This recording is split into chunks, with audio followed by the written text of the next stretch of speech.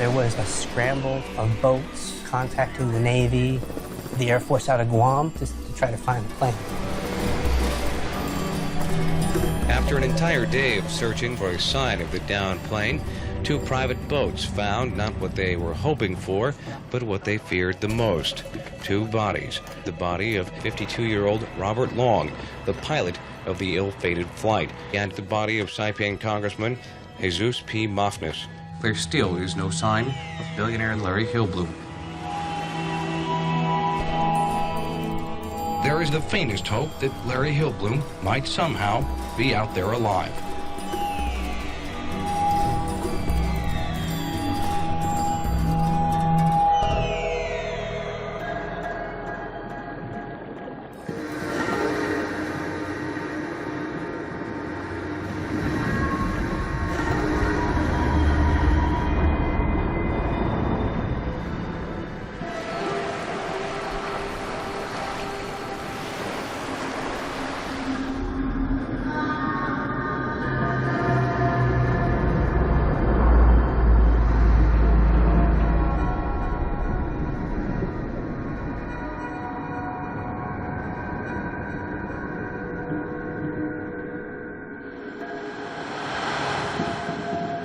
He was the founder of a huge corporation, DHL, and he was a reputed billionaire.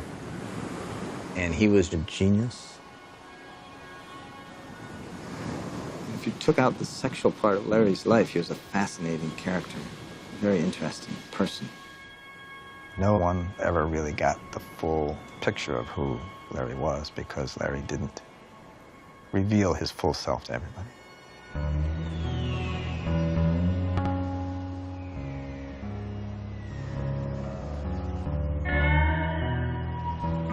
What came out in the weeks after his disappearance shocked even those who thought they knew him.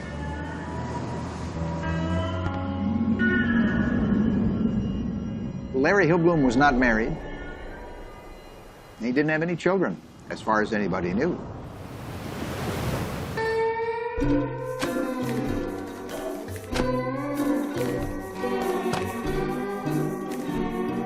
Trying to grab a piece of it. Trying to grab a piece of it. There's a lot of money there.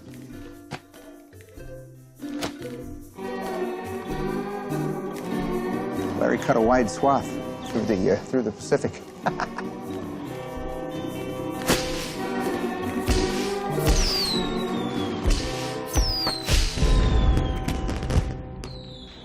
The outlines of the story were fairly clear going in. After Larry's disappearance, prostitutes stepped forward on behalf of their children, claiming that they've been fathered by this rich American. And at the heart of this whole thing, the very center of this battle over Larry's estate, is Larry, the enigma of who this person was. Because there's something diabolic in this whole thing.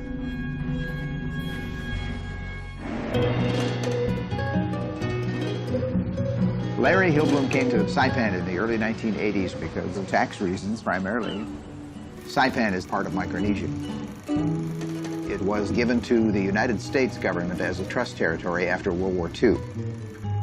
Today, this is America's farthest western outpost. People were mostly just curious about Larry. He was the H in DHL. Didn't look like one of the wealthiest businessmen in the world. Micronesia's eccentric billionaire during, its history was really Larry Hillblom. Larry had a couple of planes, and it just didn't seem like Larry had a really good maintenance program. He just didn't think it was a real risk to fly the plane from Saipan to the neighboring islands. I did, and so did everyone else. Oh, no, I would never fly with him. I like to humor him, but not that way. I'd always say, never, as long as I live, I will never fly with him. Here we are sitting in this airplane, and Larry Hillblom at the helm. We're just now pulling out of the Saipan International Airport en route to Pagan. Oh no, I never flew with him. Are you crazy? I said, how long have you been taking lesson, Larry? He said, maybe 5 hours, Can you hand me a Coke? Yeah. We're trying to find Pagan. James and Larry at this point are still not sure exactly.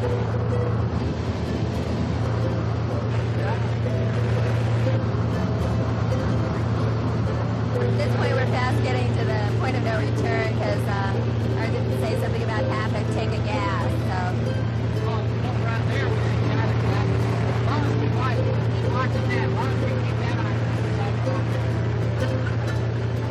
He walked on a very tight rope.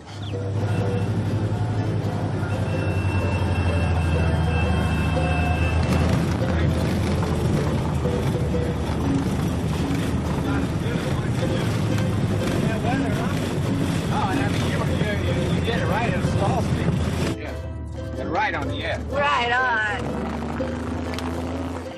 Well, that was quite a landing coming in, you know. I like to... That's it for someone that's had 6 beers for breakfast. I think that by any standard, most people would say that Larry was just a little bit different. But he wasn't seeing shadows and he wasn't doing, you know, unusually strange things other than, you know, sort of the fact that, you know, maybe he never grew up. He never spoke of his hometown or his family. And as far as I can tell, wasn't in contact with them during his time in Saipan.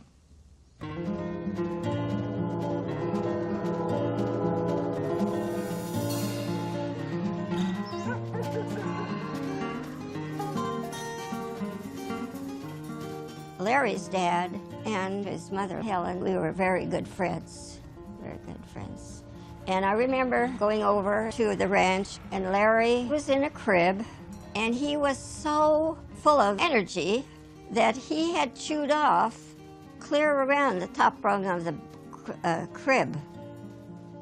He looked like a little kid, but he just did his own thing, didn't care what anybody else did or said or anything. I'm sure a lot of people just thought, oh, this guy's somewhere out there where the buses don't go. He loved Howard Hughes. He thought Howard Hughes was a very fascinating person, and he liked the mystery in Howard Hughes. During the time we were growing up, Howard Hughes was reclusive. No one knew where he was at or what he was doing, and that fascinated Larry. We'd be walking down the street, and he would disappear. 2 or 3 blocks later, he'd show up. When he went off to law school, he rarely came back to town. It almost was as if he had severed his ties with the community.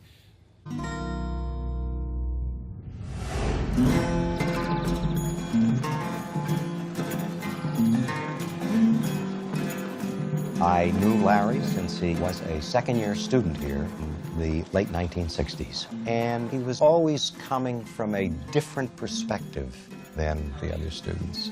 He had no money, or very little. And in order to generate some income, he would pick up documents that had to be delivered the next day in Los Angeles. He would get the first plane back in the morning, get to San Francisco at 8 and come over here and go to class. And that's how he got the idea.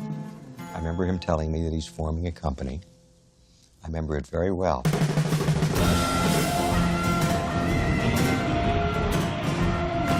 Take yourself back to the middle 1960s. There were no faxes. There was certainly no email. And if you had to have a signed contract, the only way to get it was in the mail.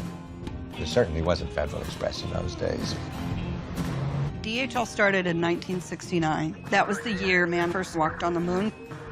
The first 747 landed, and DHL opened up business communications around the world. Larry was 26 years old. He was a very nervous type of a guy. Seemed like he was always shaking, and he was real shy, but he was brilliantly eccentric. In the early days, DHL had a tough time selling their service because people, number one, didn't believe we could do what we were saying. I served as his courier. We got free tickets, 2 of them. And we didn't do anything but check this baggage. At one point, the FBI came in and met with Larry because they were investigating why we were giving away free tickets. And so then the FBI became couriers for us, you know, on their off time if they wanted to go on vacation. The United States Postal Service started giving DHL some trouble, alleging that the documents that we were carrying was really first-class mail. It's hard to understand today, but back then, there was one mail service, and they had a monopoly. Larry sued the post office and was successful in breaking the monopoly in the United States. It was just amazing. not only for DHL, but for other companies as well. Larry created an industry that had a huge impact on the world. Imagine opening up a city in the Middle East and they have no street addresses. And so trying to deliver shipments when there are no street addresses.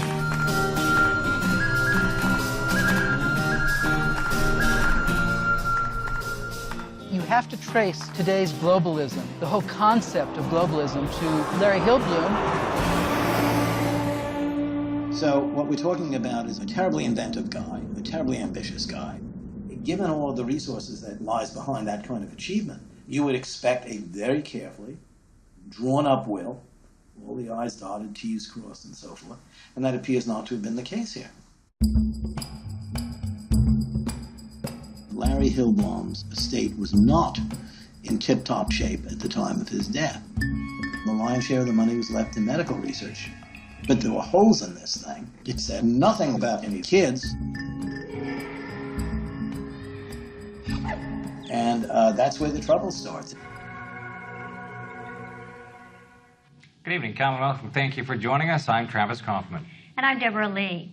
An 11-year-old Palauan boy is claiming to be the sole heir to the Hillblom empire. Today in Superior Court, the child's mother, Kaylani Kinney, claims she had sexual relations with Larry Hillblom. She got pregnant and had a child.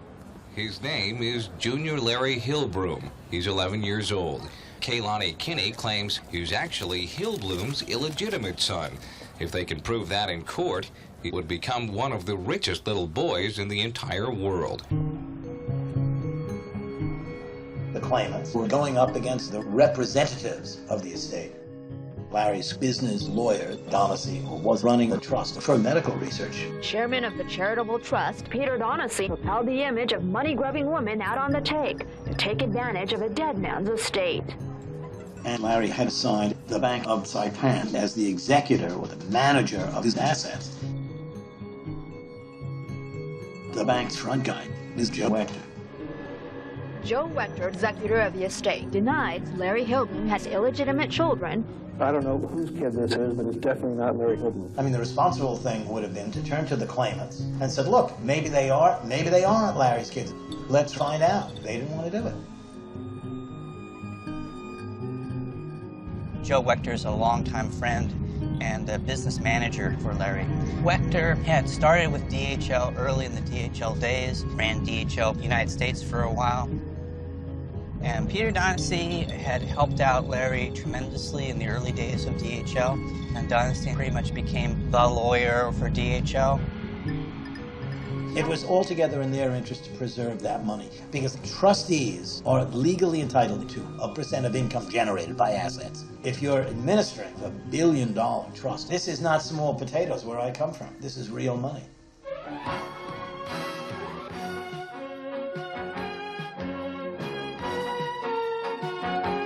Good evening. Welcome to Island Focus. I'm Grace Lee. In a way, the death of late billionaire Larry Hillblom remains open-ended. His body never recovered. And so it is with the court case over the distribution over his massive estate. There's an ongoing battle to keep the kids from getting any money. The hinge on which the whole drama turned is the entry of Lujan. I came into the case to represent Junior Hillblom.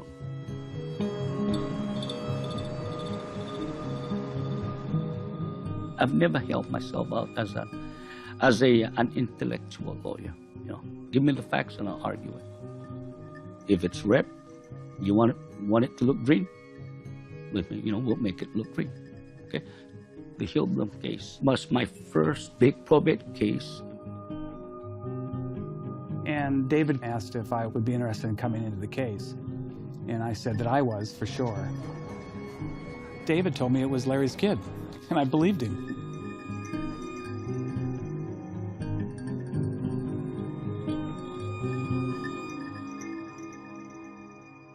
Donacy called Junior Larry Hillblom's attorneys greedy lawyers trying to line their pockets with the late billionaire's money. Probably just an attempt to extort money from the estate, trying to force us to settle so that they can get some money quickly without working for it.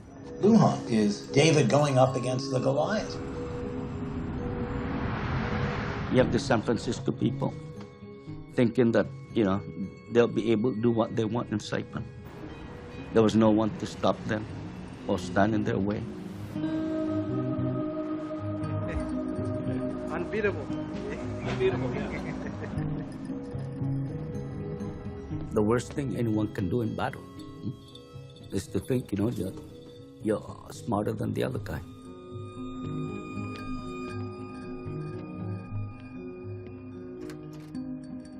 The whole case is chaotic. It goes back to, you know, the very fugitive nature of Larry's existence.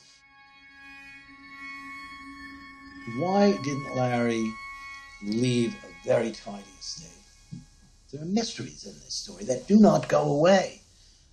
Larry was scared of dying. Larry didn't want to die at a young age, and he deliberately was careful about the food he ate. And he would eat all sorts of things to lower cholesterol, and he would not smoke. Larry was not a daredevil at all, except flying airplanes.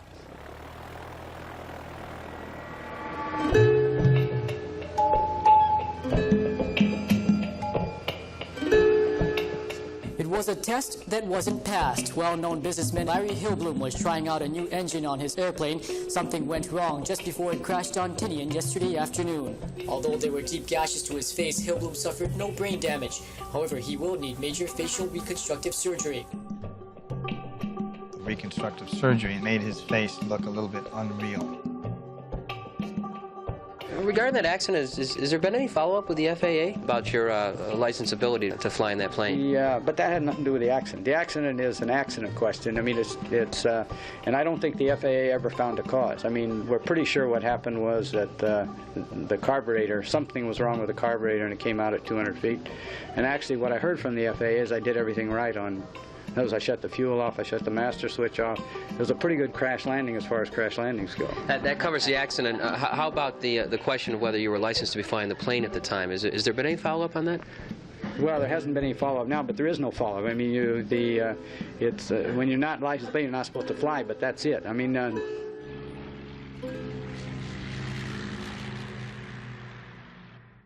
When I was first approached about the case, I had an idea about this claim. When Larry was alive, I would run into Larry all the time. Everyone would tease Larry in front of me that he's got a kid. Larry denied it. But when he would leave, I would ask, is that true? And they'd say, yeah, he's got a boy down there. There's always been a rumor about the boy from Palau. Larry had been in Palau, and he had met Kehlani Kinney, and they had had basically a one-night relationship. And I keep on asking Larry, is that your son? He keep on denying, no. He and I are good friends, so one day I did ask him. I said, Larry, just between you and me, I promise I won't tell anybody. Are you his father? I promised I wouldn't tell anybody.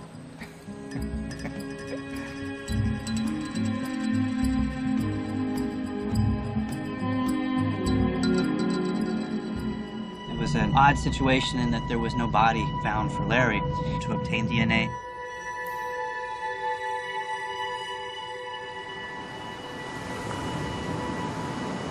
Larry just disappeared.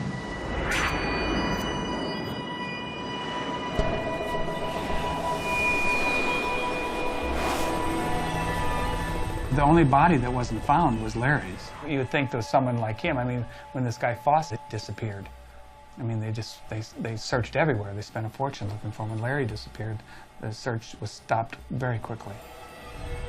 I think they didn't want to find his body because they knew that there was a child out there.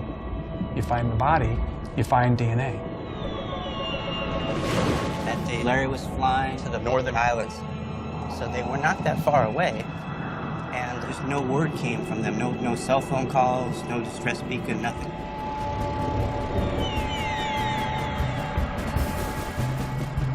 Not even 1/4 of their plane was found. By just the smoke piece, it's very hard to determine what causes the crash and why only 2 bodies was found, not 3.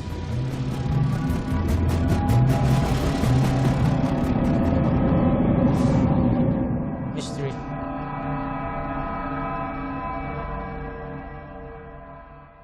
First of all, we had to prove that the boy was Hillblom's child, right? So that was goal number one. The attorney for Junior Larry Hillblom wants to search the Hillblom house for genetic evidence. The court last week ordered the estate executor, Joe Wechter, not to clean or disturb anything in the house.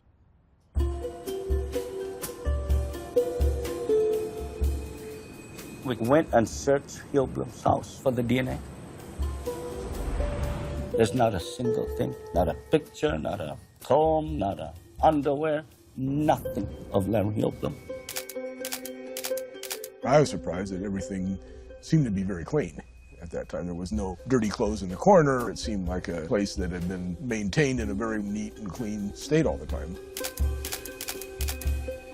We dug through bathtub drains and sink drains, and typically hair gets caught up on those things. It's the cleanest pipe he's ever seen in his life, you know. Huh? But that's what an investigation is all about. You know, there are more false trails in any investigation than there are fruitful ones. I mean, what we found out later about what happened was, you know, sort of, it made a lot of sense, but I wasn't suspicious really before that anything strange had gone on.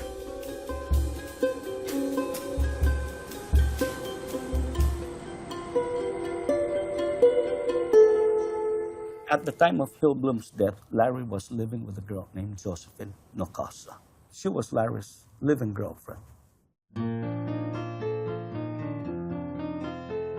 I was with him when he met Josephine, and he was just instantly smitten with Josephine. I couldn't see why, because Josephine didn't speak much English, and all she said was no, no, no. Every question, no.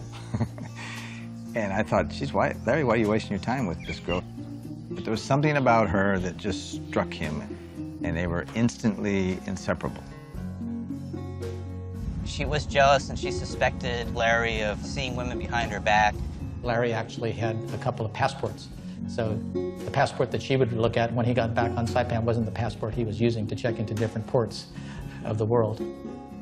After Larry disappeared, she was still living in the house. She was very broken up. She didn't know what to do. She lived with Larry for 10 years, but she really had no money of her own. What I was hearing from Joe Wechter is that they were going to do the right thing by Josephine, that I shouldn't worry. They were going to do the right thing by Josephine. But nothing ever happened.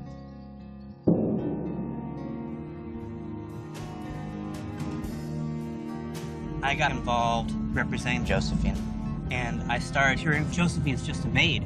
She's got a contract approved by the Department of Labor. She's just the housekeeper.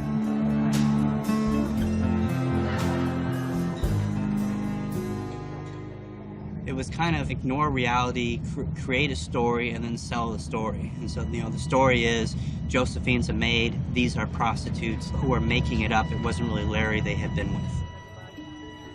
These young girls, most of them Filipinos, claiming that Larry was the father of their children, were poor, uneducated, and rootless with no connections. And they simply didn't have many options. The heir claimants had everything to fight for because most of them were coming from really impoverished circumstances. One of those kids was sleeping in a cardboard box.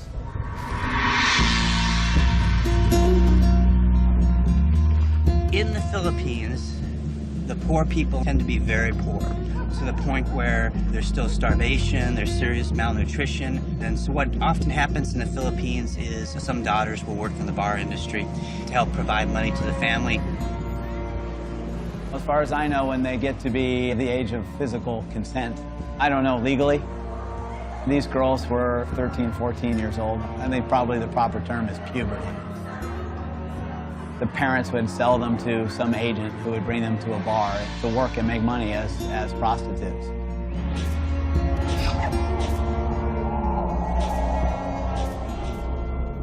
I don't remember anybody ever saying, what can we do for these children?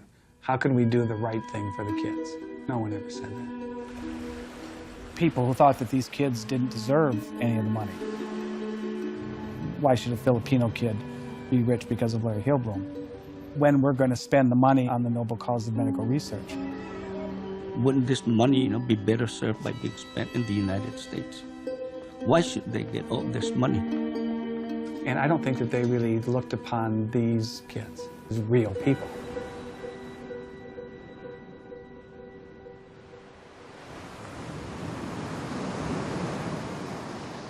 After the rumors started surfacing about Junior Hillblom, Peter Donahue advised Larry on numerous occasions, you've got to revise your will.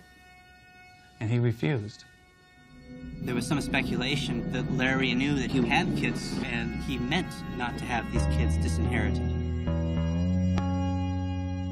Larry himself, in his role as special judge in the Saipan High Court, participated in writing an opinion which firmly established as law the inheritance rights of children born out of wedlock.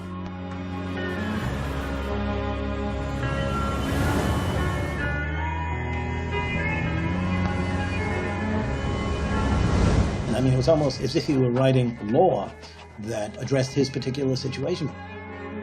The people on the other side, they accept they had to find another way to try and stop the children's claims from succeeding.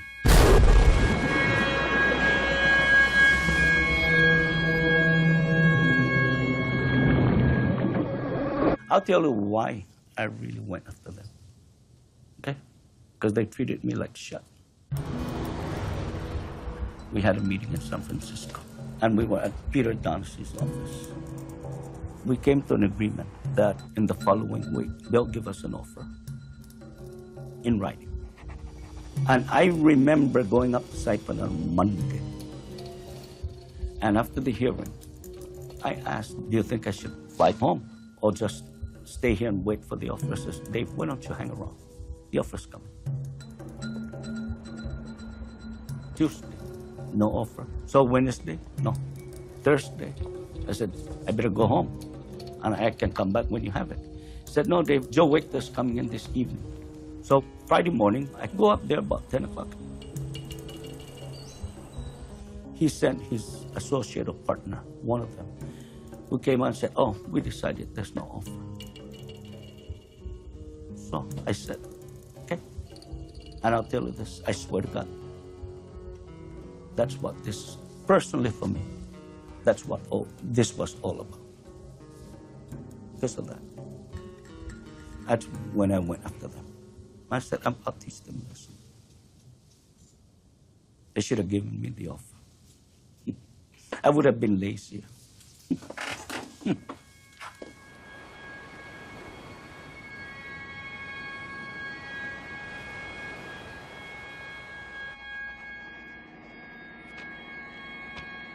The attorney for would-be heir, Junior Larry Hillblom, questions the motives of executor Joe Wachter, Hillblom Trust Chairman Peter Donahue, and he started picking apart the way Joe Wachter got control of the estate. I asked the judge, for them to produce certain things. So they stood up and saying, oh, Your Honor, no problem. We'll give it to him tomorrow. There was a stack of this high of documents. I said, here this day. It's a lot, They never expected that I would sit down and read everything, which I did.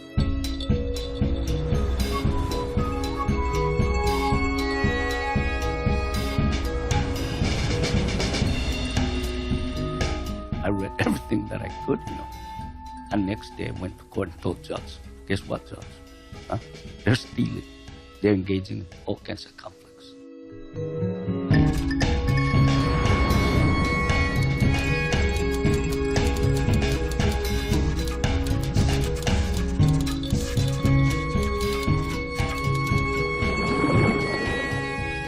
Right after Larry's disappearance, Donahue and Wachter swoop in and take over the Bank of Saipan, which Larry had assigned to oversee his estate. It's the most extraordinary thing. I mean, it happened with such alacrity as to make you think that they've been planning this for years. They borrowed money from the estate to pay for the stock in the bank.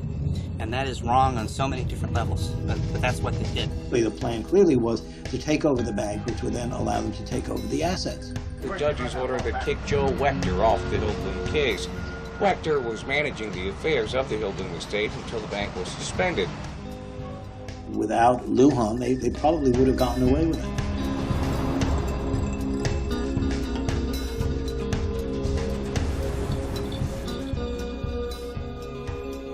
They didn't expect anyone to look closely at what they were doing.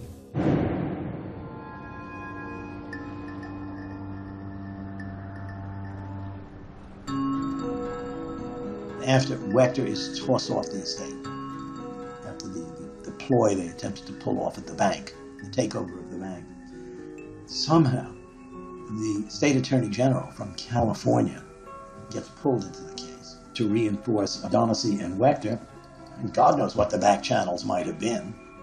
There was so much money in Larry's estate, and there were the lifestyles of the people that made claims were such that anything that they could shake out of an estate as large as this would be a great boon to them. And there was a great deal of opportunism, though. Why would the Attorney General of California get involved with this thing? Well, the University of California had been designated in Larry's will as a beneficiary of Larry's estate. There's $1 billion riding on this thing. The reaction was, what's next? Then it became a frenzied fight to hang on to something. The lawyers then descended. Peter O'Donoghue went and hired a big-time law firm to represent the Hillblom Trust. And then the assets themselves, they hired their own lawyers, law firm, from California, LA, New York. This was the biggest thing that's ever happened in Saipan, for sure.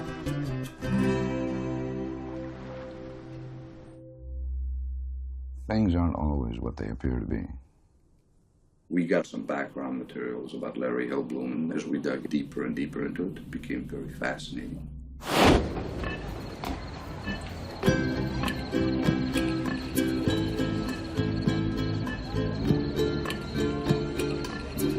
Our local council in the Philippines gave me a tour of Larry Hillblom's Manila. The clubs were unbelievable.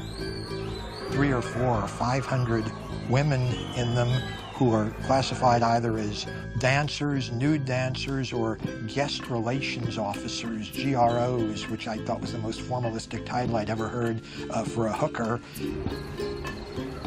When I interviewed one of the ladies in charge of the bar that he frequented, she told me when Larry would come in, she would arrange young girls 10 across.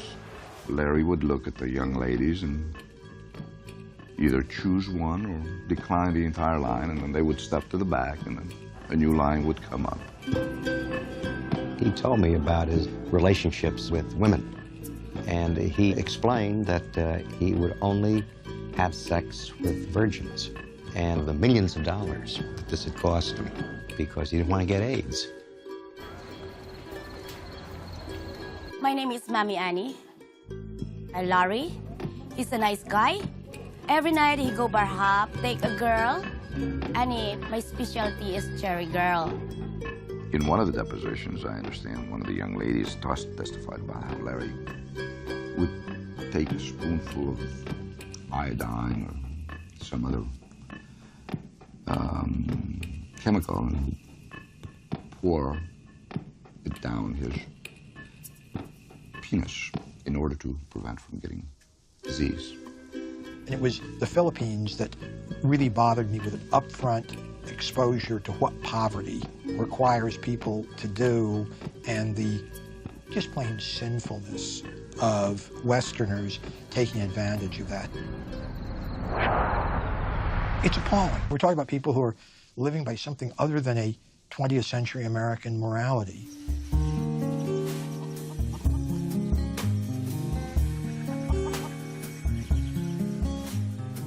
It all was kind of shocking. I have a lot of newspapers, but I don't think that needs to be brought up again. Do you? No. I was a little puzzled that he had that need. He had a girlfriend, Josephine, and she was very attractive. And I just couldn't understand why he'd be off somewhere else when she was there at home. Those of us who are educated and, comfortable in this country affect great shock that American businessmen in the Philippines are being serviced in precisely the same way with the encouragement of local officials, business people, and government officials. It is not an unusual thing. The system is there, was there before he came along, is there after he's gone. And there's still thousands of girls working in dingy little brothels trying to work off money that was given to their parents.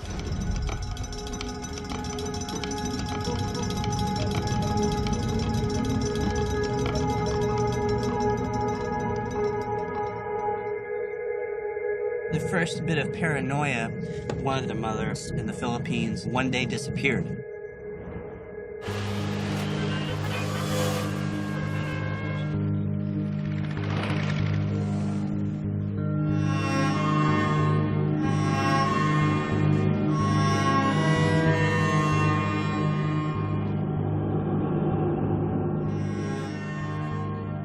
There were people who were looking for potential heirs that they could represent in Saipan. Private detectives were hired and the word was put out.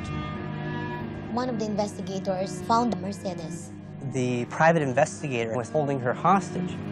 She's just a 14-year-old. She was 8 months pregnant at that time. They wanted her to be brought to Saipan. But before doing that, the child was asked to, undergo a cesarean operation instead of going through a normal delivery. There was a deadline coming up for claims, and they wanted the baby born before the deadline. We were able to rescue her from that house. So we asked her if she was really carrying the child of Larry, and she said she was positive. We also felt threatened. That's why what we did, we brought Mercedita outside of Manila.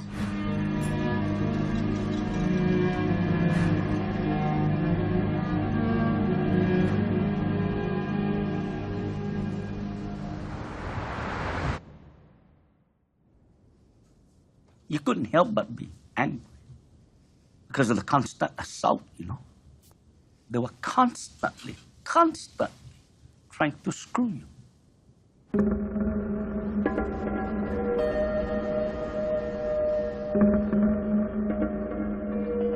They wake up one morning and there's a new law in place. It was known as the Hillblom law. And this law was very simple. It disinherited illegitimate children.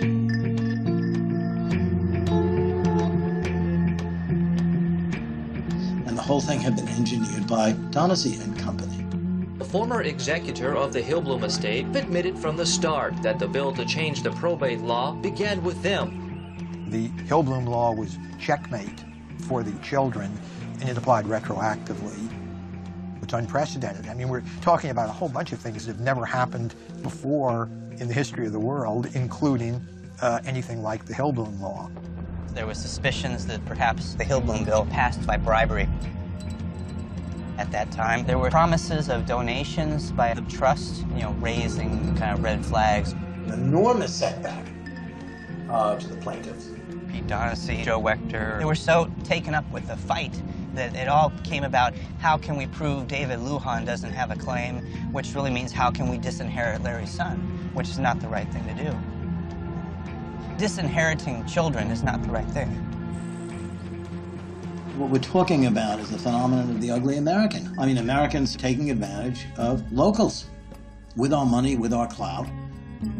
I've represented murderers and rapists and all kinds of, people accused of, various, heinous crimes. I just thought these people were worse because these are supposedly intelligent people and people, that were businessmen, people that are held up as upright members of the community and all those things. And, it was disgusting. How do you overcome this? We here by this time we're into it pretty deeply, and we were pretty much out of money.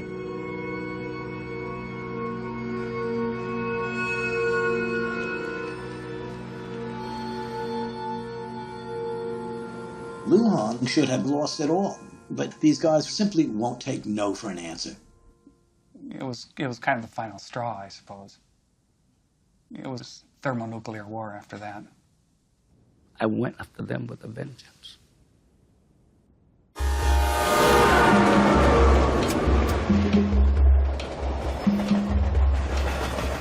There was a rumor that Larry's mother had been hospitalized because of high blood pressure, and a nurse had come into her room and taken a swab of the inside of her cheek.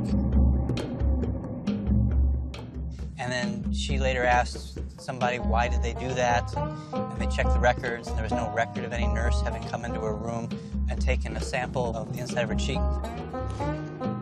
Taking a sample of the inside of the cheek is a very typical way of getting a DNA sample. It's a very easy way to get a DNA sample. And it was David Lujan who was accused, you know, the group of David Lujan who was accused of doing that. But of course, they denied it. There's some accusations made.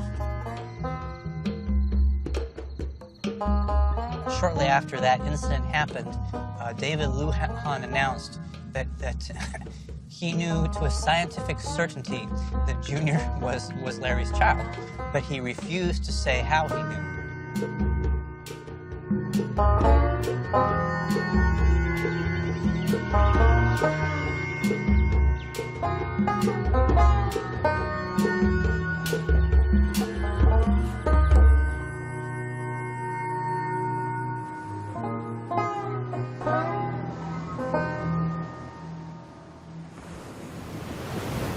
I felt that we could win this, no matter what the inheritance laws said. We wanted to pound them, beat them, destroy them, so that they're crawling to come to the bargaining table. Lujan pricks the interest of NBC, and Dateline does a story on the case. Businessman Larry Hillblom, who was killed in a plane crash, left the bulk of his estate, hundreds of millions of dollars, to medical research. But there are those who say he left something else behind. Junior, what's your name? Larry Hillblom Jr. This Palauan boy called Junior Larry was born 9 months after Larry Hillblom had visited Palau. Kalani, how old were you when you met Larry Hillblom? 16. Is it possible that he slept with Kalani Kinney? Anything is possible. Do you think he did? I don't know. It doesn't seem like she would have been Larry's type. With the Dateline exposure, Donacek can no longer hide in the shadows of Saipan in the Philippines. It forced Donacek to speak. This is not about trying to keep money away from children who may be Larry's. This is about greedy lawyers. There's Filipina bar girl Mercedes Feliciano. Mercedes was introduced to Hillblom in one of those bars, who she says supported her and her family until she had her first period. Then he paid her $2,000 for her virginity. He was the only man. Big shot. That's when I believe the tide started to change. And then there was another bizarre turn of events. Everyone should go to the David Lujan School of how to prepare a bill, because David used to regularly go through everyone's legal bills, and they include their receipts for whatever they spent during that month. And David is the one who found the muriatic acid bill, which was huge.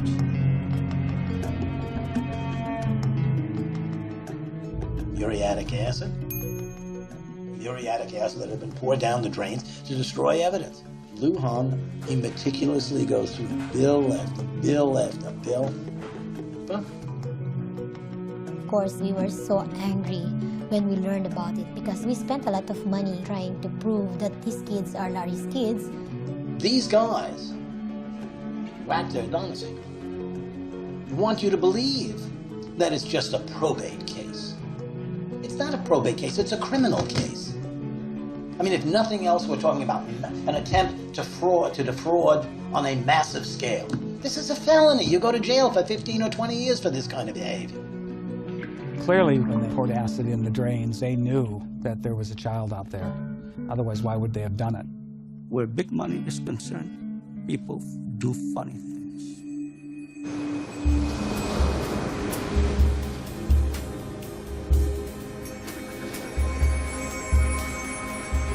Matter of time before what happened to Larry's clothes was discovered.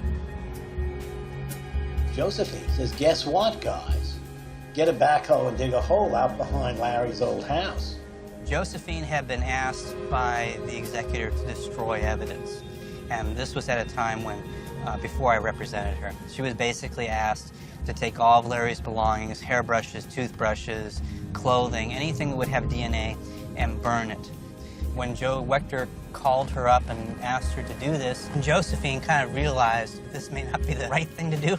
So instead of burning the clothes, what she did is she got a backhoe and she dug a big pit and she buried it all. And then she reported back to Joe Wechter that everything was gone. Why did you do this? Because Joe Wechter told me. He told you to bury them? To get rid of Larry's. According to Nakasa, the same man who denied Larry Hillblom had illegitimate children was scrambling to get rid of evidence that there were any. However, Wechter testified that it was Nakasa who called him, asking if she could get rid of the belongings. He says you were the one to call him and ask if you could get rid of the clothes. Oh, no, he called me. Wechter testified Nakasa got rid of the belongings as part of some Filipino ritual.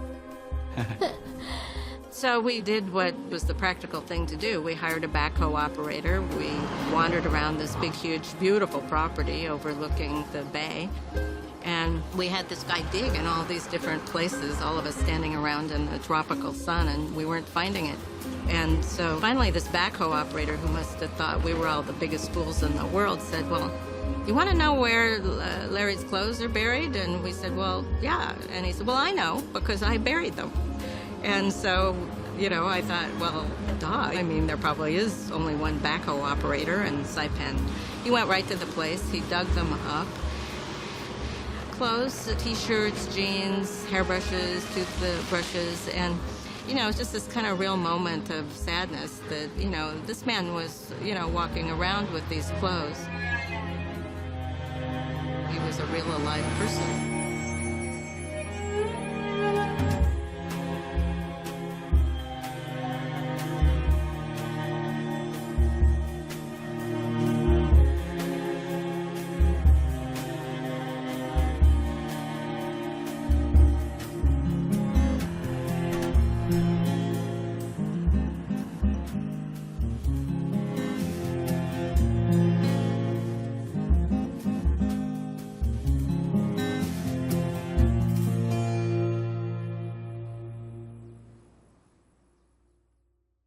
We out here, bunch of, like myself, nothing but a criminal lawyer. We were able to see through and beat them simply because, you know, it's not that I'm smarter, it's that they were dumber.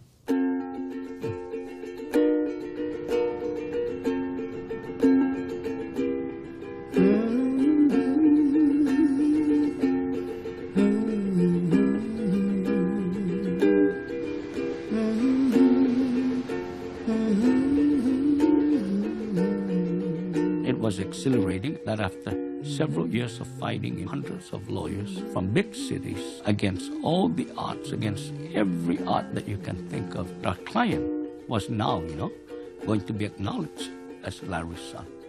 And the whole world was going to open up to him in a way that most of us can never experience. And we demonstrated that we belong in that courtroom.